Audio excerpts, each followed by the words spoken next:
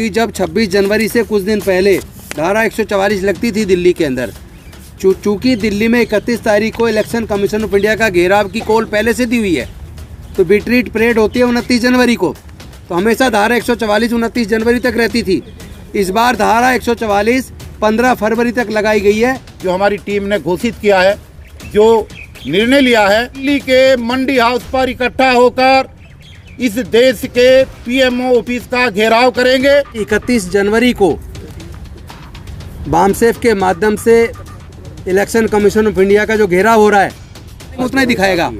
Vote पड़ने के जिस दिन वोट पड़ेगा उस दिन की रात को 12 बजे के बाद, यानी टाइम उसमें सेट कर दिया। इसलिए टाइमर लगाते हैं कि ये विश्वास कहाँ से आता है कि इस बार 300 से ज़्यादा जीतेंगे, इस बार 400 से ज़्यादा जीतेंगे। ये कॉन्फिडेंस कहाँ से आता है? ये कॉन्फिडेंस से वही कह सकता है जिसको पता है कि उसने इन्फ्लुएंस करके टेक्निकल एक्सपर्ट कमेटी के माध्यम से ये सब लोग, जैसे राम मंदिर वाला मुद्दा हुआ, कभी कोई सा मुद्दा लाते हैं, ये सब एक माइंड सेट बनाने के लिए।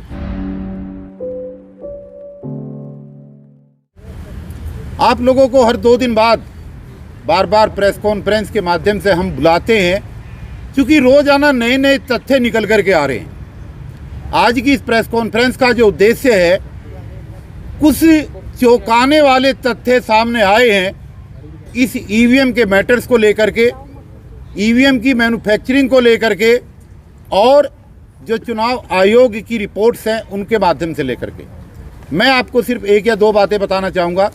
नंबर 1 ये कि पहली प्रेस कॉन्फ्रेंस के अंदर हमने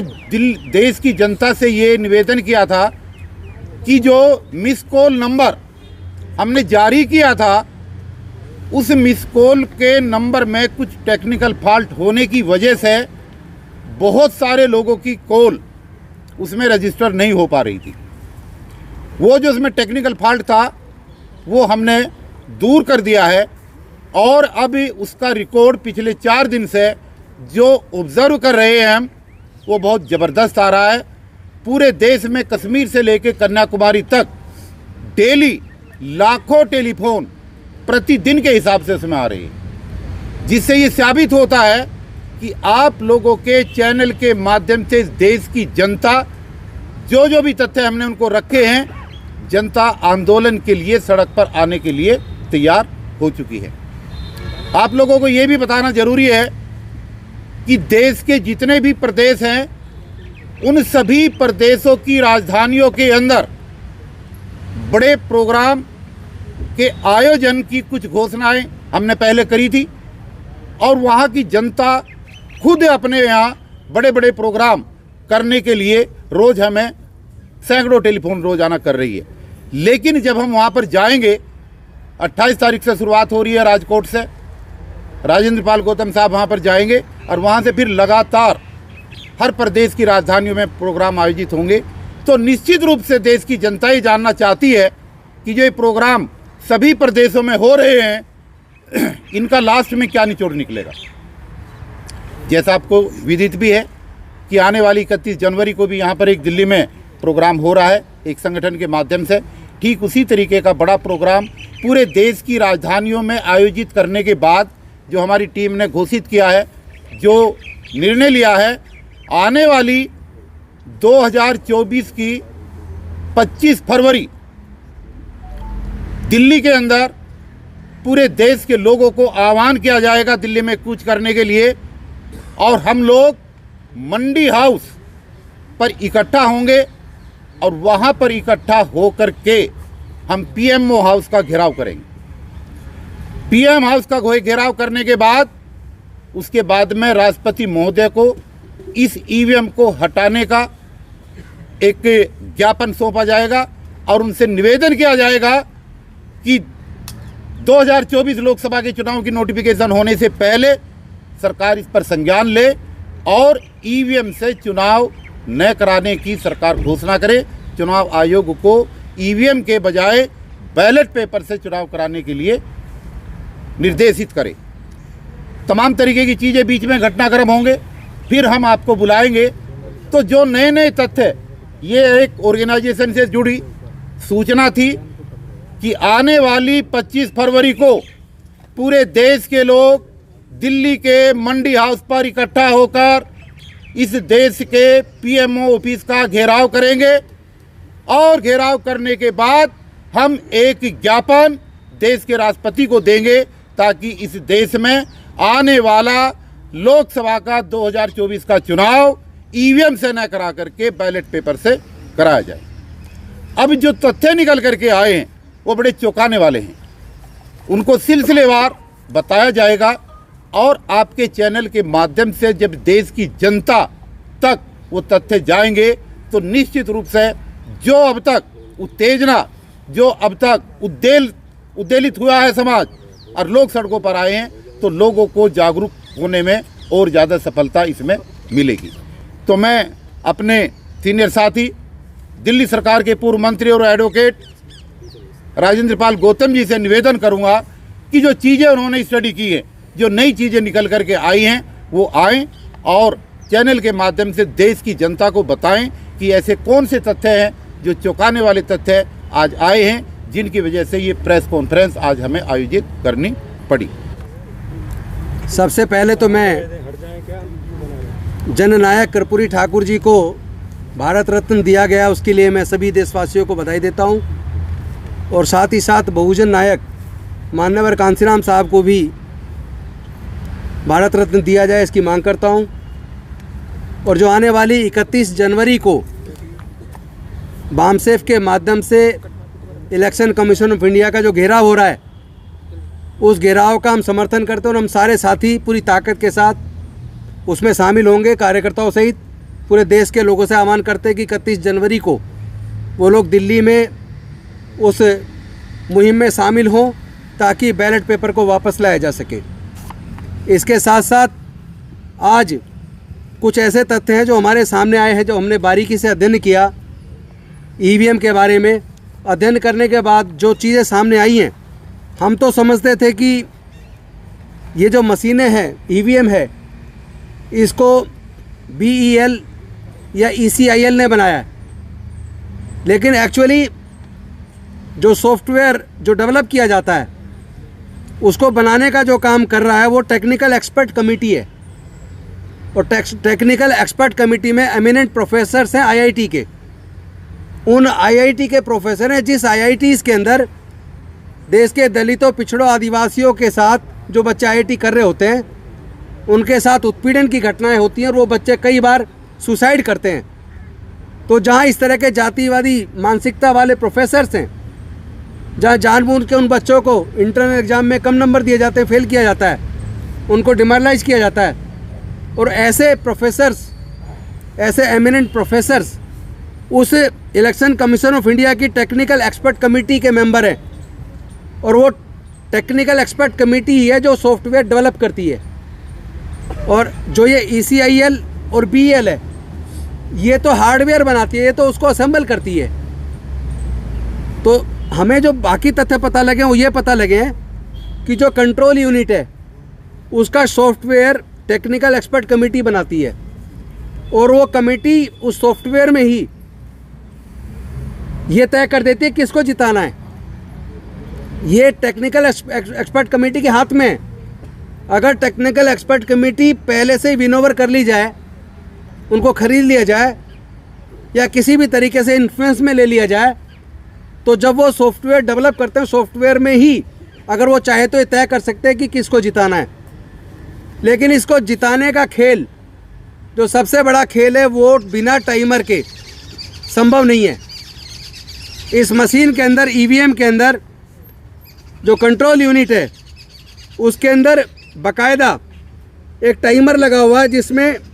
पूरा टाइम, डेट दोनों चीज़ होती हैं। और अगर टाइम और डेट ना हो तो वो गड़बड़ करना मुश्किल है। मैंने इसको बड़े बारीकी से पढ़ा है और उसके आधार पर मैं आपको बता रहा हूँ कि ये स्वैप कब होनी है, कब वोट को स्वैप करके किसको देना है। ये वाला काम अगर सॉफ्टवेयर के अंदर डाल दिया गया, लेकिन अगर उस EVM के अंदर टाइमर ना हो, अगर टाइम क्लॉक ना हो जिसमें डेट और टाइम सेट किया जाता है, तो किस वक्त वोट को स्वैप करके किसको देना वो संभव नहीं है। मैं ये पूछना चाहता हूँ, ये मशीन अगर कैलकुलेटर का काम करते तो इसमें टाइमर की ज़रूरत क्या है? क्योंकि जब वोट पड़ता है तो बाकायदा किस वक्त वोट चालू हुआ पड़ना, कब वोट पड़ना ख़त्म हुआ, टोटल कितना वोट हुआ, उसका बाकायदा पेपर पे भी मैनुअल तरीके से उसको मेंटेन किया जाता है। तो उस मशीन के अंदर टाइमर की आखिर ज़रूरत क्या है, उसमें क्लॉक की ज़रूरत क्या है? और वो ऐसा टाइमर है जिसको वोटर नहीं देखता, वो इलेक्शन कमीशन के अधिकारी जिसके हाथ में कंट्रोल यूनिट होती है केवल वो देखता है। क्योंकि जो वोटर है वो तो सीधा जाके जो कीबोर्ड है, जो बैलेट यूनिट है, वो तो जाके सिर्फ वहाँ बटन दबाता है। और बैलेट यूनिट में कोई नंबर नहीं होता, उसके अंदर ABCD होते हैं। और अगर कैंडिडेट Z से ज़्यादा नंबर तक खड़े हो जाएं तो इलेक्शन कमीशन ऑफ इंडिया ने ऐसे कर रखा, चूँकि फिर गड़बड़ी नहीं हो सकती, इसलिए फिर वो 2 मशीनें लगाने से भी काम नहीं चलेगा। उसके बाद वो क्या करते हैं कि बैलेट से चुनाव होगा, यानी जो लेटर है इंग्लिश के A से Z तक, अगर उस लेटर से ज़्यादा संख्या में चुनाव लड़ने वाले उम्मीदवार अगर आ गए तो इलेक्शन कमीशन ऑफ इंडिया की गाइडलाइन के हिसाब से चुनाव फिर EVM से नहीं होता, बैलेट से चुनाव होता है। तो सारा खेल ही है, क्योंकि वो जो बैलेट यूनिट है वो उसमें केवल A से Z तक के नंबर के जितने कैंडिडेट खड़े हैं वो नंबर डलता है, 1 2 3, एक दबाया तो वो कंट्रोल यूनिट को इन्फॉर्मेशन बैलेट यूनिट देती है, और वो ABCD इस तरीके से उसमें मार्किंग होती है। तो वो A दबाया तो A का सूचना उसको देगा कंट्रोल यूनिट को, और कंट्रोल यूनिट में वो दर्ज हो जाएगा। लेकिन होता क्या है कि जो उसके बाद जब लोग अपना नॉमिनेशन फाइल कर देते हैं उम्मीदवार, और नॉमिनेशन विड्रॉ होने की डेट के बाद उसके बाद इलेक्शन कमीशन ऑफ इंडिया के इंजीनियर्स, जो कोई ज़रूरी नहीं है कि सरकारी आदमी हो, वो कोई प्राइवेट टेक्निकल एक्सपर्ट भी हो सकता है, वो हायर किया हुआ आदमी भी हो सकता है, वो आकर वो उस मशीन के अंदर, चूँकि उसमें एक मेमोरी होती है, और दूसरा जो 2 चीज़ जो वो करता है वो होता है टाइम फाइल बनती है और एक कैंडिडेट फाइल होती है। वो जो एक्सपर्ट आता है जो चुनाव की डेट से एकदम पहले, जब विड्रॉ की डेट ख़त्म हो जाती है और फाइनल हो जाता है कितने उम्मीदवार किस किस पार्टी के चुनाव मैदान में बचे हैं, उसके बाद जो मशीन में वोट डालते हैं वो एक तो टाइम फाइल डालते हैं और एक कैंडिडेट फाइल डालते हैं,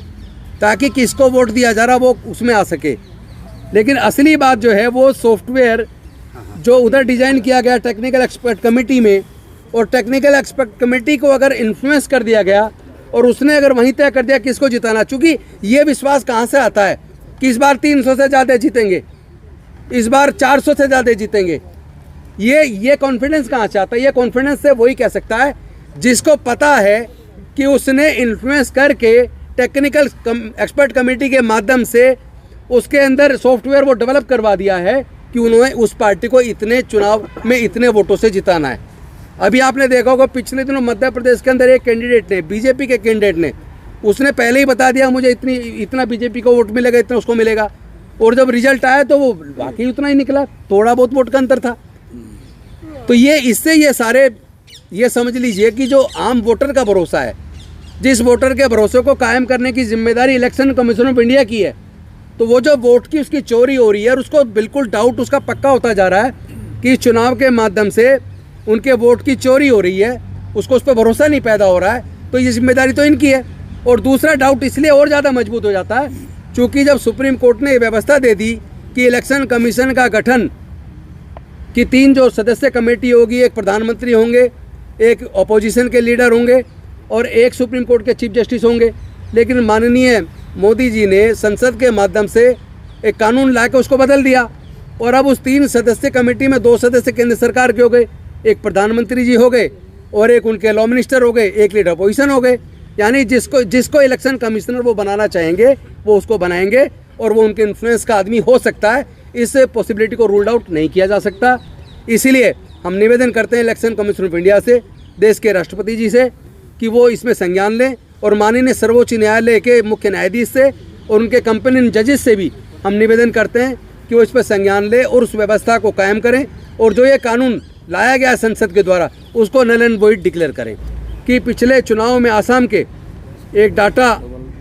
आप देखें जिसकी वजह से डाउट और ज़्यादा बढ़ जाता है।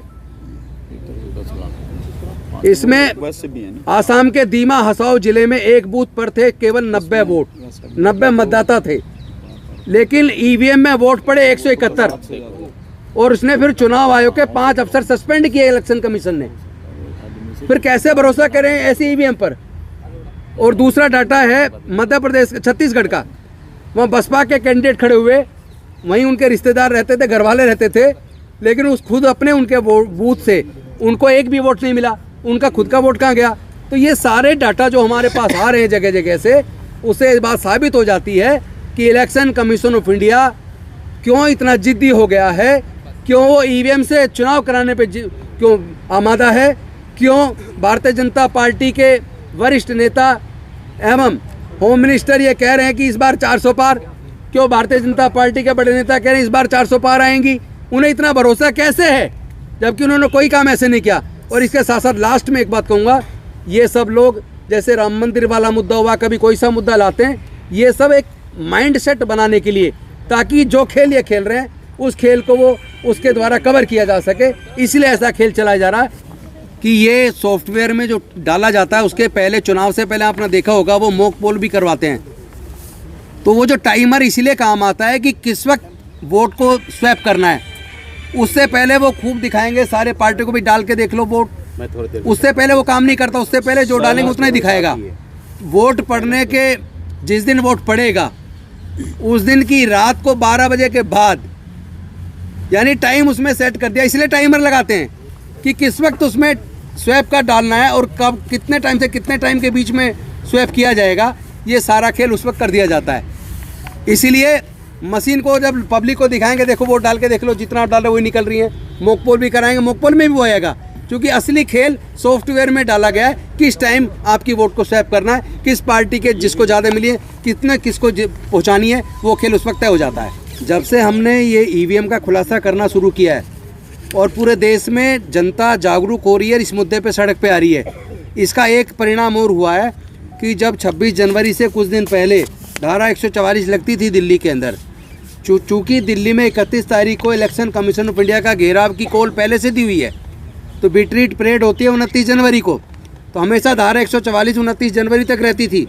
इस बार धारा 144 15 फरवरी तक लगाई गई है, ताकि देश के लोग ईवीएम के खिलाफ आकर इलेक्शन कमीशन ऑफ इंडिया का घेराव ना करें। लेकिन हम स्पष्ट कर देना चाहते हैं, जिस तरह की गुंडागर्दी केंद्र सरकार कर रही है और होम मिनिस्टर के इशारे पे जिस तरह पुलिस कमिश्नर ने धारा 144 लगाई है, इससे हमारा ये दावा और मजबूत हो जाता है कि ये ईवीएम के खिलाफ ये नहीं चाहते कि आंदोलन खड़ा हो और लोग आकर सड़कों पर उतरें और लोग आके इलेक्शन कमीशन का घेराव करें, लेकिन देश के लोग हर कीमत पर अपनी वोट को बचाने के लिए रोड पे उतरेंगे। खबरों में बने रहने के लिए फोरम 4 को सब्सक्राइब करें और नोटिफिकेशन पाने के लिए बेल आइकन दबाएं।